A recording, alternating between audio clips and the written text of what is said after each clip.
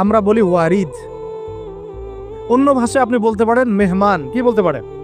এটা আল্লাহর পক্ষ থেকে আপনার কলবের মধ্যে মেহমান হিসেবে এসেছে।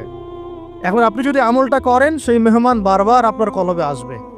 যদি আপনি ওই সময় আমলটা না করেন, মেহমান চলে যাবে।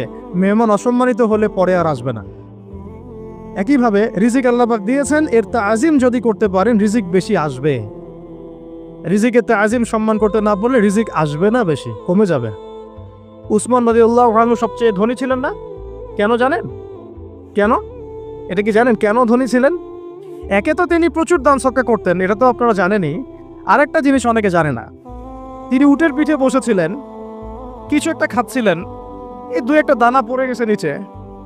উটের পিঠ থেকে নেমেছেন, নেমে সেই দানা উঠিয়েছেন, পরিষ্কার করেছেন, ধুয়েছেন, আবার খেয়েছেন। তার এই দুই চারটা দানার কোনো কিন্তু মানে পরোয়া না করলেও